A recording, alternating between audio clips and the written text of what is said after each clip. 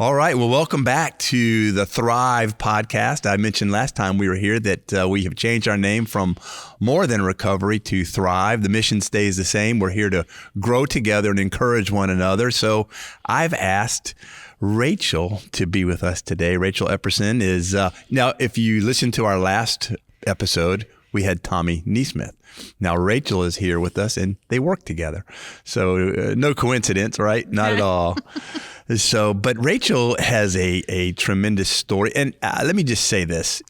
Cecilia and I, my wife, were talking the other day, Rachel, and don't take this the wrong way, but it seems like you have been through a lot of trials lately. And so if you want to look at it, yeah, right. And Tommy and I were just talking about trials, right? In the wilderness. That was our topic. Is the wilderness is where God grows us and he shows us things and he gives us a vision and he just changes our lives in the wilderness. Right. And so over the last few years, a few months ago, we had Rachel Blaylock on here. Right. And Rachel is your former sister-in-law. Correct. Because she was married to your brother, Mike, who passed away. Correct. In 2021, right around there, 2020, 21, somewhere in 21, there. I believe. Right, somewhere in there. Sometimes it's hard to remember dates. I know. But he was sick for a long time, you know, and so, but God has allowed a lot in your life. And then 15 years ago, you had, and I had to ask her again this before we got started, even though I read up on it and studied it, and aplastic anemia. Correct. Right. Yes. So you were diagnosed. You were not. Well, let me ask you this: what is aplastic anemia? And two, what did you start feeling funny? Did you start? So help me out here. Aplastic anemia is bone marrow failure disease. Basically, your body quits making bone marrow. Okay. Period. And since you have to obviously have it to stay alive, your body will compensate up to a certain point. And looking back, I feel like I was sick for several years because it's a very hard disease to diagnose because you can be borderline normal in there. And your body's always trying to adjust. Correct. Okay. And they feel like it, we had 2 miscarriages. They feel like that contributed to that leading up to it. And when I believe Hannah was 7 and Shelby Grace was 5, I had gotten sick. I was working for a local CPA in the area. Went home that evening and ended up passing out. I had noticed some symptoms, having a hard time going up the stairs without my heart just racing, little things like that. But I was a mom working full time, the whole 9 yards. That's normal, right? You don't think about that things. Right. But my husband insisted I go to the med stop before going to work the next day because I just thought I'd bent over to pick up a load of laundry and I'd blacked out a little bit. And I said, I just stood up too fast. Right.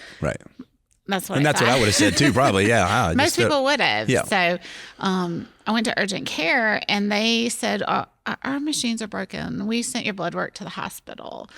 And long story short was their machines were not broken. And your hemoglobin should be 12-ish. Mine was 4.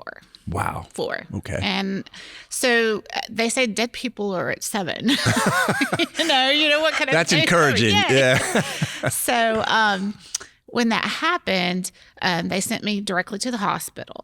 And God in his providence it was huge because my dad was actually at the hospital for a CT scan from his colon cancer. Okay.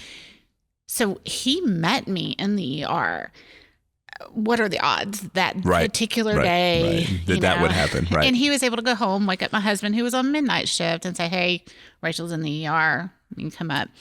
So it took multiple visits to the doctor. We ended up at Emory. And the Lord, again. Emory's in Atlanta. Right. Yep. And again, the doctor that happened to be on call was the best in the area, according to everyone, had an immediate connection. He picked up the phone in the ER and called the doctor in Emory. So the Lord knew who to have where at what time. Yeah, so that's good. Yeah. And then Cecilia, your wife, took me many trips, and the one appointment, my husband was at the end of a 8,000 hour apprenticeship, and he was trying to finish before the end of the year.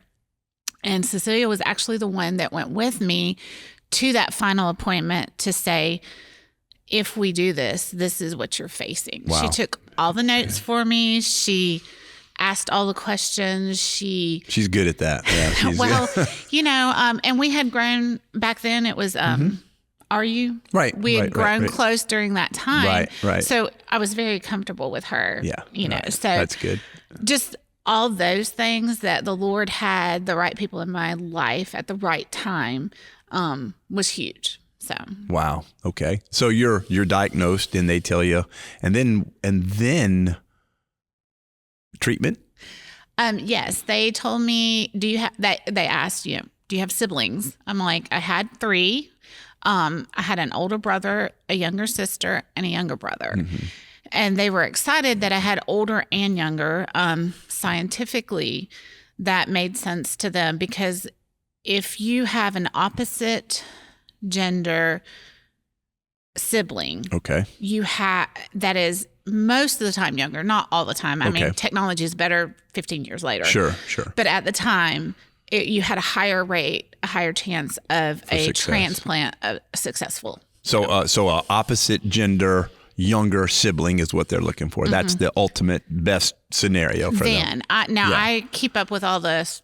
I read a lot, and I keep up with all that. And technology is better. They can do unmatched. But then that was the best. Yes. Okay. And matched but not unmatched, but non-sibling donors. So my youngest brother Michael, he was a 10 out of a 10 match. Wow. Okay. So, perfect match. Mm-hmm. So I went through. One day they took, I think, 25 vials of blood, doing you have to do the DNA testing. You have to do the understudies. They sent a lot of stuff to Mayo. All the things. And, it was a process. And then the whole time I was transfusion dependent. Mm-hmm. I either had to have whole blood or platelets daily. Wow. So we counted it up, and roughly over 100 transfusions from November 17th, when I passed out and ended up in the hospital, to after transplant January of 2010. Wow. 100 transfusions. Mm-hmm. So I'm very much an advocate of donate blood. Sure. No doubt. And I remember you lost your hair. I did. Yeah. They do what's called full body irradiation chemo. Okay. Basically kills all your DNA, bone marrow. And then they brought in my brothers, and there was so much God worked out in that whole time. It looked like he was going to be stuck in Utah on a flight because of the weather. Then it turned out the Lord had the lead department heads, because it was New Year's Eve. They're the one that did the surgery, all the things. It was just kind of cool. I could talk for hours on it. Yeah, sure. I know. Yeah, just how the Lord lines everything up. Isn't that great? I mean, it is. They gave it to me just like another blood transfusion, and God made our bodies so the cells know where to go. Right. Isn't that amazing? That was kind of cool to me. Yeah, I mean, and people disagree with me probably, but the whole evolution creation debate, to think that we've evolved from nothing is ridiculous, because we're such a well-oiled machine, and the way the body, the way the bone marrow recreates itself and the cells recreate. I mean, it's unbelievable what a fine-tuned, complicated machine we are. Something just exploded. Right. And it just came in. Yeah. I mean, we're so well designed. I'm not saying that things don't happen like with you. They do. Because we live in a fallen world, and things. Sin. Yeah, we get sick. I was just telling Mark and Tommy, we came back from Disney, and one person has the flu, another person has COVID, another person, and it just happens. When you go to Disney and you're riding all those rides, it's a virus factory with all those kids around, sure. And it's crazy. So today, then, so now, Rachel, here you are today, and I know. two and a half years ago, my wife, Cecilia, you had just mentioned her dad passed away, but he was diagnosed in 2011 with melanoma stage 4 skin cancer. Probably just given a few months to live at the time, but through a series of trials and treatments and everything like that, they extended his life another 11 years. Oh, wow. But what eventually killed him was the side effects of the treatment and the medications. And so you had expressed to me that there are side effects, and you deal with stuff today, 15 years removed, that are still impact you because, you're better, but you're not, there's side effects. Right. I actually have what they call steroid-induced type 2 diabetes. Now, Mike had diabetes undiagnosed. Right. However, the fact that my bone marrow, my DNA is 90-something% donor, which predisposed me to have a higher chance of being diabetic. You add the years of prednisone use, the steroids, the anti-rejection drugs, all of that into a little person who just struggling to make it day to day, you know? Right. And it can develop into diabetes. And during COVID, I was sick. I actually went and saw Rachel Layson. She's she was working locally, and she agreed to see me, and she diagnosed it for me. I was able to get into treatment, and just within the last 6 months, even though it's been several years, just within the last 6 months, do I have some of that under control? You know, so it's a journey. It really is. It is. And everybody's journey is different. I know exactly what you're talking about. How the flu hits us all different. And I just remember all the side effects. With Cecilia's dad, they extended his life. But boy, I mean, he dealt with some serious side effects of that. And I know you have been too. You mentioned that you're sick every morning just about. It's they don't know why, but for years and years, I woke up just sick every morning. Initially, yes, it was transplant meds, the whole 9 yards, the prednisone use, but sometimes it goes away and sometimes it doesn't.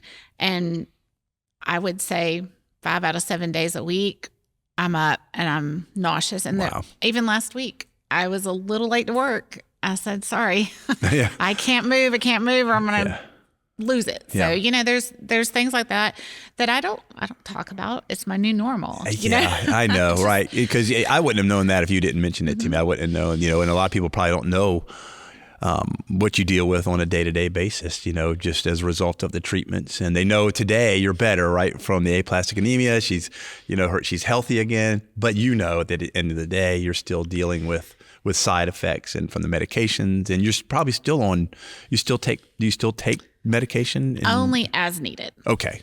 Right. So nothing for maintenance or anything like that. Thank the Lord.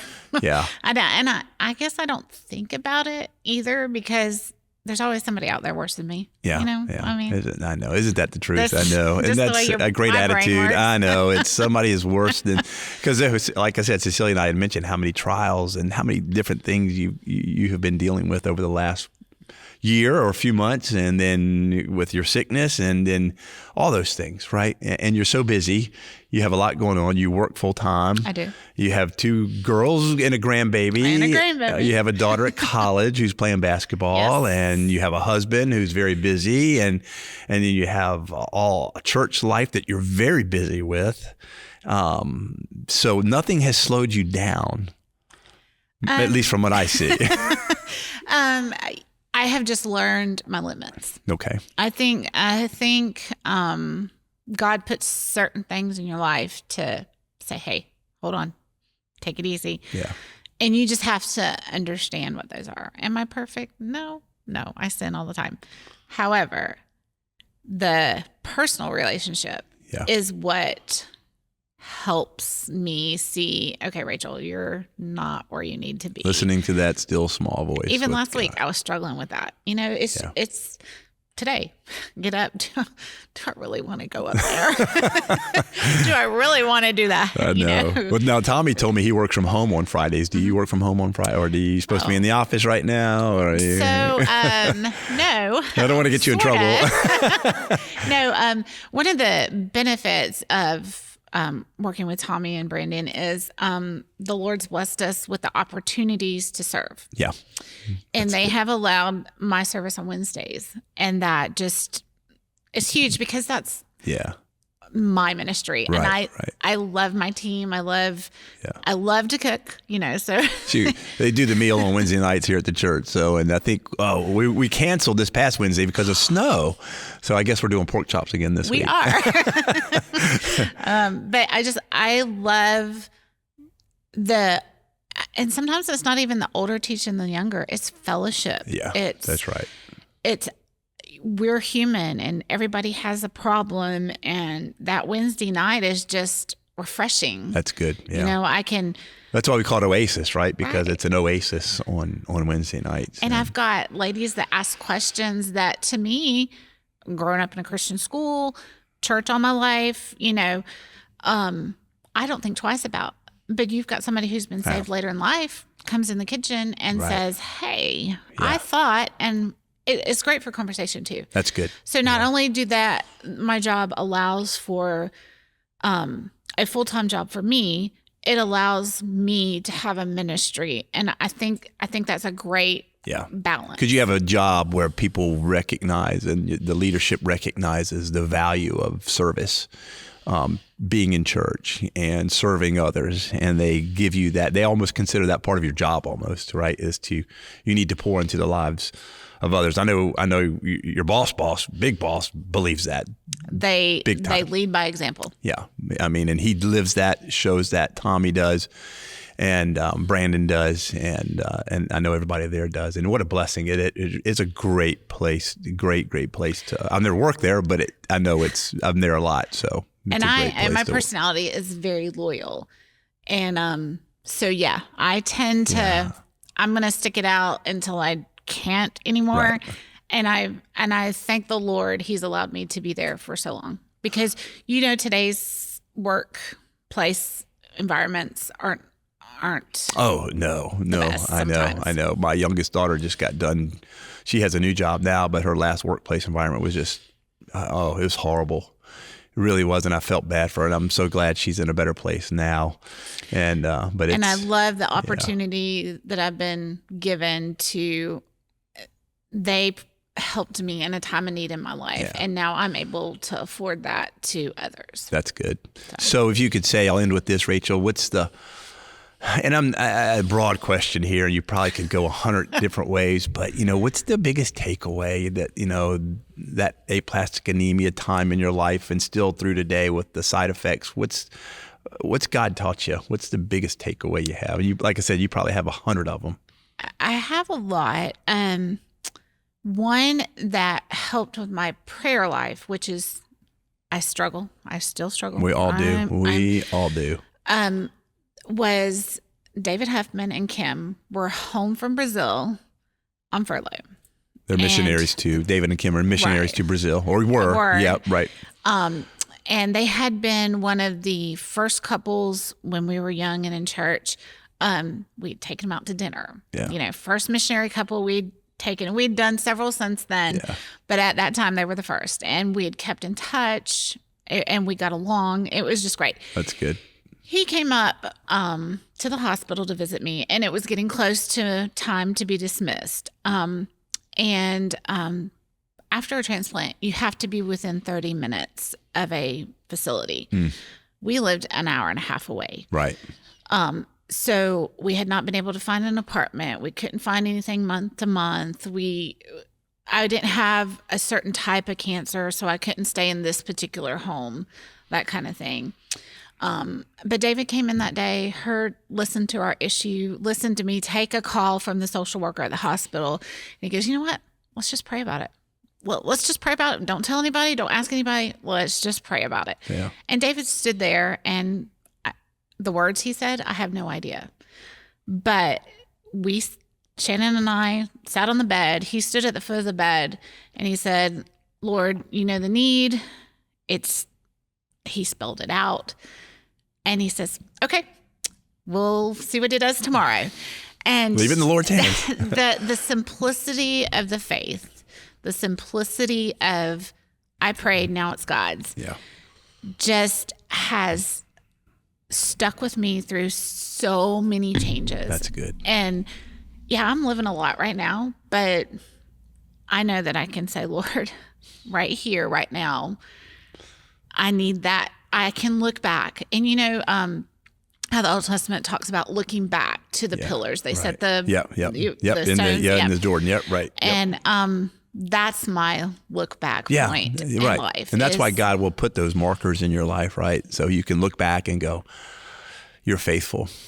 Yeah. So that, and the biggest takeaway was it could be somewhere to live or it could be a parking spot at the store.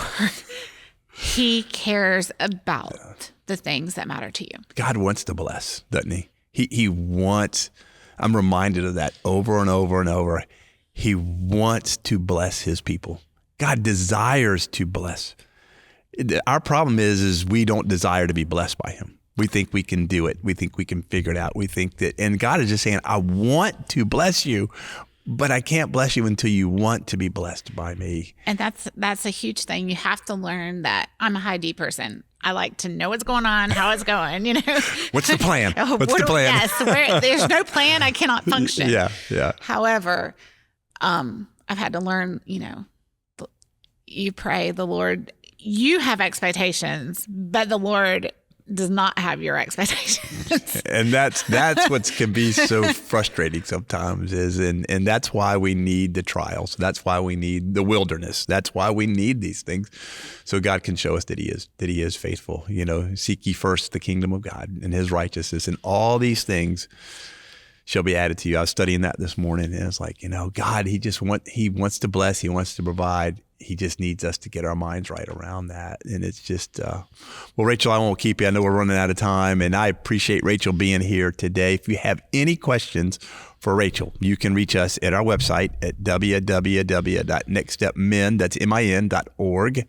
And you can email us, call us. We'll get that to her, and we'll make her respond. No, I'm just kidding. No, but I just appreciate Rachel. And we're starting off the new year with some different podcasts. A lot of times we do some interviews with our guys at Next Step, but we're trying to mix it up a little bit and just hearing from other people. And like we did with Rachel Blaylock a few months ago and Rachel Epperson today. And so thank you so much. And I hope that you have a great new year as we head into 2025. Today is the 24th of January, I think, or somewhere in there. By the time you say this, it may be February, but it is 2025. It's hard to believe. It's crazy. I know. So, but anyway, have a wonderful day. We hope to hear from you soon. Don't forget to share this, subscribe to our channel. The more people we have subscribed and sharing, the more people we can reach with stories like Rachel. So, thanks so much.